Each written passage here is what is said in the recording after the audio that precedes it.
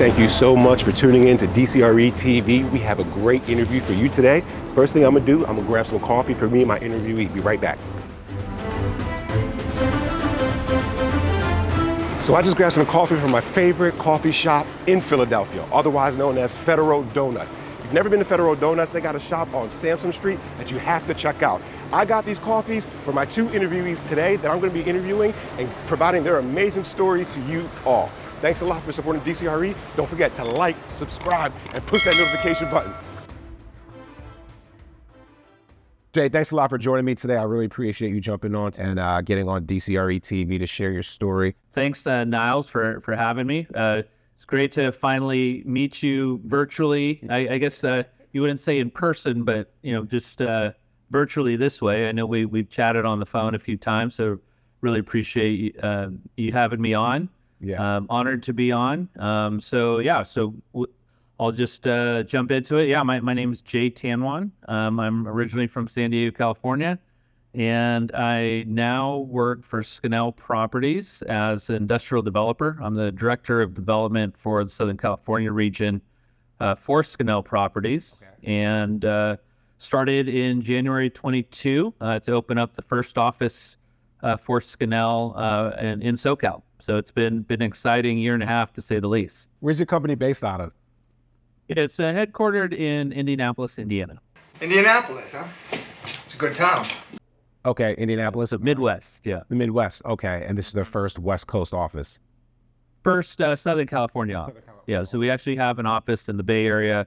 Hey, that's that that's that. And then, the company was founded in 1990 and hasn't had a physical office out here. Done about 2.5 million square feet of built-to-suits in this region, but this is the first actual physical office, so it's been really exciting. Awesome. Let's pivot back to you. Tell me about your upbringing. The origins of your family, where they're from, all the way up to like high school. Sure. Yeah. So my parents are from the Philippines, so I would be considered first generation. I always get that mixed up, but because I was born in San Diego, but my parents met in San Diego.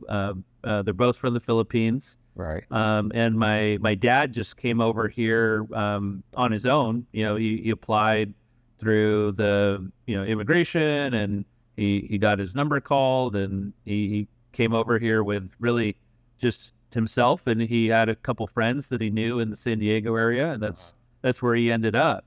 But he was one of 9 in his family, so he was the only one to leave the Philippines, and and it takes a lot of kind of fortitude and drive to figure out that, hey, I want to do something more. And so I thought that was really impressive, just for him to go out on his own and do that.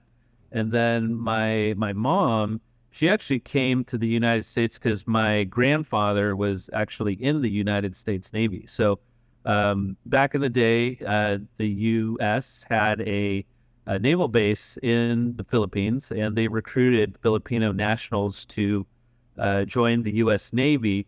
But during those times, they just had these Filipino nationals serve more of the lower level jobs and job functions.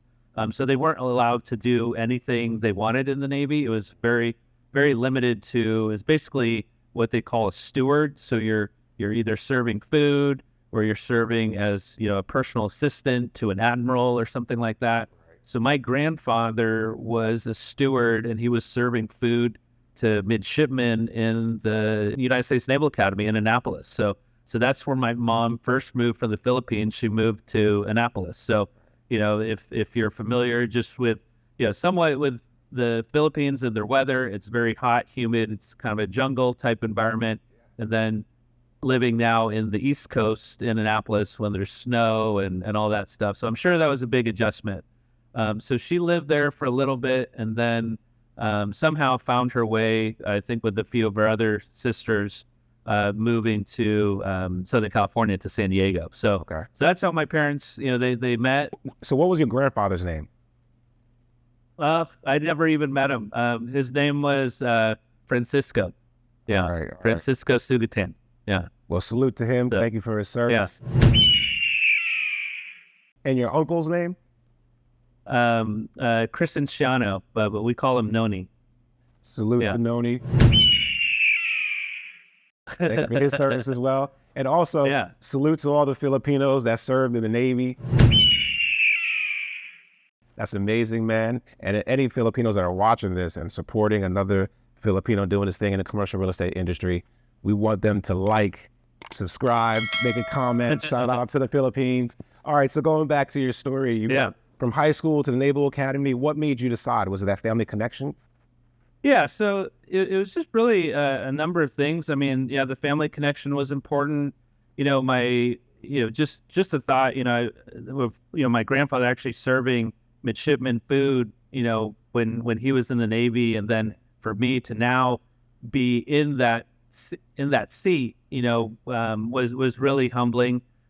So I thought about that a lot as when I was there. But I think also there's other factors. I mean, I just, wanted to do something different. I grew up in San Diego my whole life, which was great. I love San Diego. Yeah. But I just wanted to do something new and kind of blaze my own path. And the best way to do that, I saw or thought at the time, was to travel across the country and do something very different that most people, in my high school, didn't do or anything like that. So just wanted to do something unique. Right. And that's how I came about that decision. Yeah, cool facts I saw on LinkedIn that you posted. You actually played sports at the Naval Academy. Yes. So I ran track in high school. I had a good track career. I was a high hurdler in high school. Right. But I was kind of lightly recruited by some smaller schools, and then some East Coast schools. But the Naval Academy didn't officially recruit me for track. I got accepted early to the Naval Academy based on academics and leadership and extracurricular activities. But during my senior year, I made a big leap in terms of my times, and brought my times down to pretty competitive levels. But by that time, it's the spring of your senior year. Most people have already committed. Yeah. So I knew I was going to the Naval Academy anyway. So I was brought on and invited to the track team as a preferred walk-on. Awesome. So I wasn't officially recruited, but and what that means is basically, once they have tryouts, you're invited to come and try out, and we'll see if you make the team.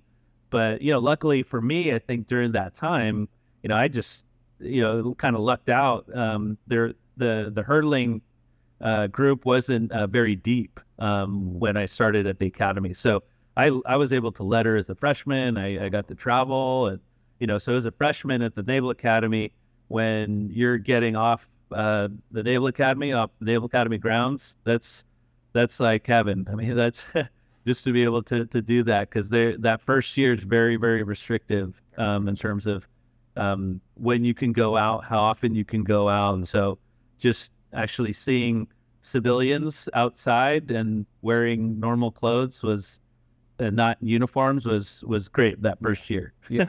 So fast forward from, so you started the Naval Academy, you're doing track, you were walking on, congrats, you obviously did well, and then you graduate from the Naval Academy. Yeah. What happens after graduation for some people that don't know? Yeah, so I graduated May 2001. President Bush was honored to be our commencement speaker that year. So I got to shake his hand, and he handed the diploma and everything. So that was a memorable experience. And so if you recall, timeline wise, May 2001, peacetime, and then shortly thereafter, September 11th, 2001, that changed everything, right? So it was very impactful. A lot of my classmates who were just expecting to go into, generally speaking, a peacetime environment, it changed drastically, and a lot of us would have to go in harm's way right away. Right. Yeah. So. And you served overseas, is that right? Yes, yeah. So I was a supply officer, so I was in logistics and supply chain management for the Navy. I didn't know that I'd end up in logistics real estate, but it just worked out that way. So I was on a ship for 3 years, and I did 2 deployments during that time to the Persian Gulf. Wow. I served, as I mentioned, as a supply officer, and 3 out of the 6 years total that I was in there, I was on the USS Way City, which is a cruiser.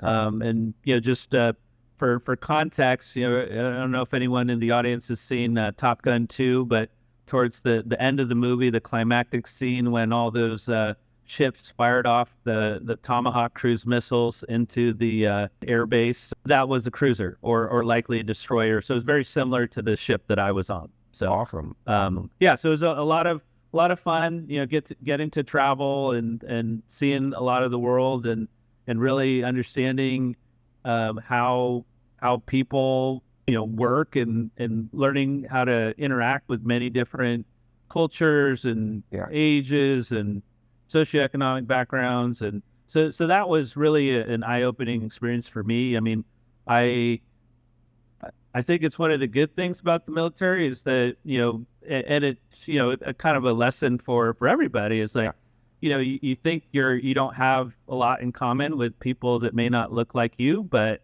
when you drill down to it, you end up having a lot in common. I've made, lifelong friends that I still talk to today that, probably out in the real world, we may have not connected or our paths may not have crossed. But in the military, when you're going through difficult times or going through challenging times together, you end up learning a lot about the person next to you, and and hopefully it's good stuff, and you remain friends like I did with many of my sailors that I worked with. That's awesome, Jay. Well, yeah, salute to you too, brother. Thank you so much for your service. We really do appreciate everything you've done for this country. Hey, thank you so much for tuning in. We have a brief announcement giving you, the viewers, an opportunity to support this program. If you've enjoyed this type of content, which highlights the achievements of a diverse set of professionals, you can support by clicking on one of the payment app links in the description below. I'm a Black man with a plan who teamed up with another skilled brother, and we've decided that there's not enough stories being shared of successful and progressive diverse individuals. For instance, if you haven't caught on already, I'm from Philly, and if you're from Philly too, see if you can answer these 3 questions. Who was the most popular Black actor from Philly? Okay, who is the most successful and well-known rapper to recently come out of the city of Philadelphia? Last one. Who is the most famous and highest paid comedian to come out of Philly? Now, you didn't even have to be from the city of brotherly love to know the answer to those questions, because anyone that's been paying attention to the American culture for the past decade knows who these fine gentlemen are. And it's a testament to the talent in the city I call home. Now, look, I'm not trying to name drop, although I just did, but it helps provide context for the next set of questions. Check this out. Can you name one minority individual from the city of Philadelphia who has served or currently serving as a chairman or CEO of a Fortune 500 company? Who is the most successful minority banker, venture capitalist, and or entrepreneur to come out of Philly? Currently, who is considered one of the most distinguished minority educators, lawyers, accountants, doctors, or my personal favorite, commercial real estate developer in the city of Philadelphia? Don't know? Well, I don't know either, but I'm on a mission to find these individuals, interview them, and ensure that we all know who's who going forward. Okay, now that you get my drift, here's your opportunity to support the ongoing efforts to highlight a diverse set of professionals and to inspire the next generation. Eventually, we're looking to go across the country to speak with you or someone you know at the top of their game in their respective industry and has significant community involvement. Please contact me on LinkedIn right now. Remember to like, subscribe, and turn on your notifications for the latest videos on this channel. Thank you, and enjoy the rest of the video. You serve overseas, and then you transition into the civilian life. What was your first job after your military service? Yeah, so I knew that the transition wasn't really necessarily going to be easy. So I felt like it was important to have almost like a buffer year to to figure out what's going to happen, or So I decided, earlier on, as I was deciding, making the decision to stay or leave the military, that I'd go into an MBA program to help with the transition. So that's what I ended up doing. My last duty station was in San Diego. I lived in many different parts of the country. I lived in Georgia, Maryland, Florida. So, being from San Diego, I felt it was time to stay in Southern California and come back home and closer to my family. I don't blame you. And then I also met my then girlfriend, now wife, in San Diego when I was stationed there. So my first kind of not necessarily a job, but like I right after the military, I went to UC Irvine, just in Orange County, just about an hour or so north of San Diego, to get my MBA. So during that time, that's where I really started doing internships and meeting with a lot of people in commercial real estate.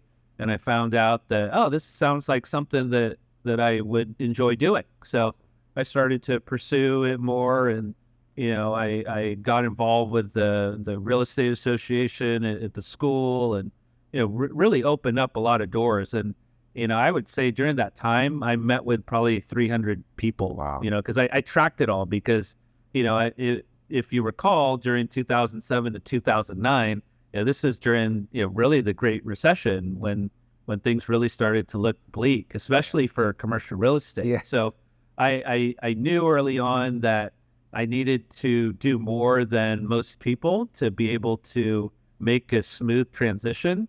So what that meant to me was networking like crazy. And I really started to build up my network at that time from ground zero. I had no contacts, I didn't know anyone in commercial real estate going into it, didn't know anyone really in Orange County. And then so I just built my network, starting with UC Irvine alums that were in real estate, started with all the military veterans that were in real estate in the area. Right. And then I really started just branching out, as a student, you have kind of free license to talk to anyone. So at least my next question, who gave you your first big break? Started, as an intern with the Bascom Group, so I would say that helped get me some, experience, right. Because a big thing, when, civilian folks look at military resumes, they say, okay, this is all great, but it doesn't translate. So it's a catch-22 for sure. Yeah. So we're looking for someone with experience. So my time with the Bascom Group in Irvine, they're multifamily value add folks, and so they have about, I think at the time when I was there, like 36,000 units across the U.S. So it was pretty impressive, and it was really great place to learn. And so I was there for starting out as a summer internship, and then they let me stay on for the remainder of the academic year. So on my resume, it looked like I was there for a year, because I was, but really only full time for the summer. Okay. But it really got me good experience, helped expand my network even further. And then when I graduated in 2009, I was, there wasn't, development opportunities. There really wasn't a lot of full-time opportunities available in really any industry, because, this is the Great Recession, and everyone was greatly affected. So, but I knew I still wanted to be in commercial real estate.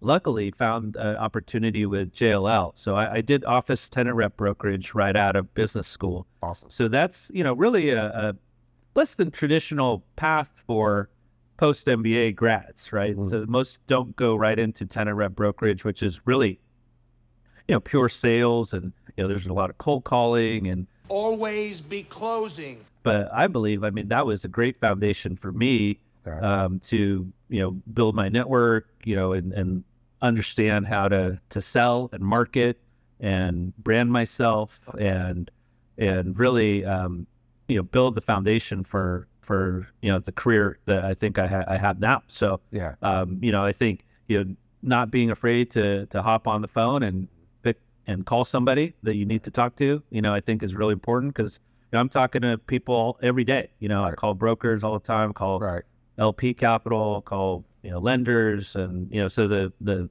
list goes on and on. Right. So then after JLL, what was the next company? Yeah. So, I was planning on staying at JLL. I mean, I had my career kind of mapped out. This was what I was going to do. I love brokerage. Ooh, yeah, I love it. I still do. I think very highly of brokers, and I love that experience.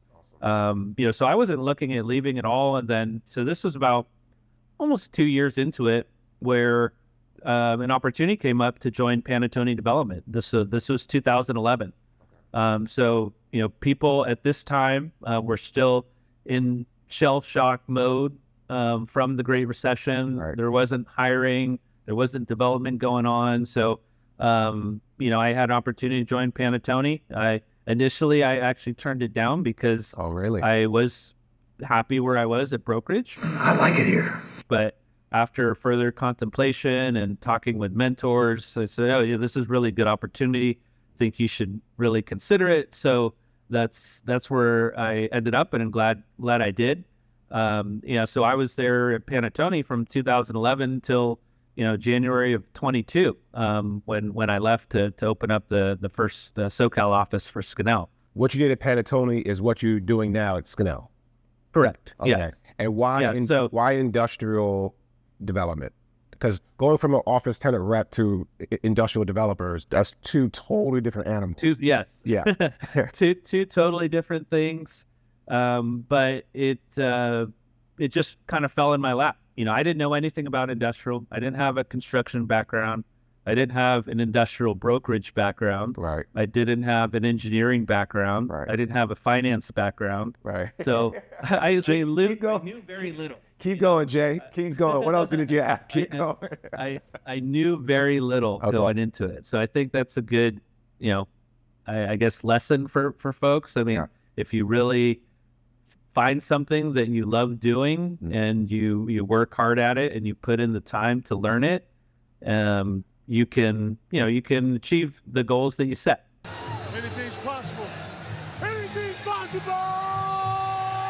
Like I said, I didn't know anything going into it, and I started at the very bottom, and then just over time, I started to pick up some skills here and there, and then as more things I felt that I mastered or at least had good knowledge of, then I added another skill set, and so it just started building upon each other until I got to the point where I was like, okay, yeah, I feel confident I can go out and do this more on my own to some extent. Right. And that's really what I wanted to do. I wanted to open up an office.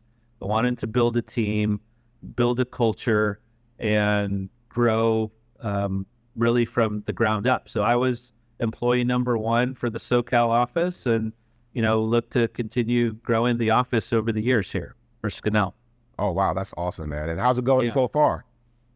Yeah, no, it's been going great. I'm very happy and excited that I have made the move and all that. I've learned so much. The market hasn't exactly cooperated, as you know, but we have no control over the market. The market is what it is, and we just make the best decisions we can with the information we have, and keep pushing forward. Because this whole thing will end when it ends. And like I said, we just don't have control over what happens, and no one knows too. No one knows what the kind of future holds with what's going to happen in the market. But we can control what we can control, our attitude and our work ethic, and just come every day prepared to push and to make things happen. Stay hard. Even in this environment, because there's deals going to be had in any environment. So whether it's up or down, the market's the market. This is the best time to go into the D&I part of commercial real estate. So obviously, you being a Filipino industrial developer, I mean, how many more are there like you? Probably one or two more. Yeah. I every once in a while I've met maybe one or two here and there. There's I think another developer in my market as well. Okay. But probably outside of us, I don't think there's many more. I think there's a couple in the Bay Area that I've met through LinkedIn. Okay. But other than that, yeah, just there's not a lot. How would you say the industry as a whole has been doing with the D&I efforts they probably instilled, 2, 3, 4 years ago? Are you satisfied? Do you think you can do more? And what are you and your company doing? Yeah, I mean, I think we can always do more. I mean, because I think there's, kind of maybe a bit of a stigma, oh, we only hire because of, their person of color. But I don't think that's necessarily the case. I mean, I think when you do look at the applicants and the people of color that are applying are actually very overqualified, I think, in some instances. Yeah. So, I think it's just, like I said earlier, I mean, there's a bit of a stigma, but I think that's, because you hear about the woke kind of thing, but I think diversity is a lot more than that, because I wouldn't hire only military people, because then I would only get military perspective, right? I love the military. I love the military work ethic and the veterans that are in the industry. Right. And, but I don't know if that would be the best for the team, right? To have everybody have that exact same background. Right. So I as I build a team, I think I would like people from kind of different perspectives, because with different backgrounds and different ways of growing up and all that, you have different ideas that you Right. can bring to the table, different life experiences. Yeah. So that doesn't necessarily mean a race thing. It's just more of just diversity of thought. Mm-hmm. And naturally that also happens because of people who grew up in different parts of the country and all that. So, Right. I think that's an important distinction to make. Right. Because I think when they hear diversity and inclusion, they automatically, we don't want that, right? But I think as a team, you do. I think you want the diversity of thought, diversity of background, so you can come up with all these creative ideas. And I've seen that in live and in person, like in the military, Right. because everyone's different. Oh, yes. So Especially in the and we all come together to achieve a common goal. Common goal. Yep. And that's the key there. Okay. And I mean, I would love to see just more diverse faces and perspectives, because Yeah. I think that's going to be the key to really growing a team and taking it to the next level once you have those varying perspectives. All right, Jay. Well, thanks a lot Yeah. for sharing your perspective, your career, your experience, and everything else with us today. If anybody wants to get in touch with you because they want to be, they have that military background like yourself, especially with the Navy, or they want to be a industrial developer, what's the best way for them to get in touch with you? Sure. I think the best way is just through LinkedIn. Yeah. I'm very active on LinkedIn. Mm-hmm. So I believe I'm the only Jay Tanjuan on LinkedIn. So if you just do a search, first name Jay, last name Tanjuan, I'll be there and I'll accept your requests. So would love to chat further about anything we discuss. Right. Okay, Jay. Well, thank Yeah. you so much. I appreciate you. And again, thank you for your service. All right. Thank you. Thank you, Niles. Thanks for having me.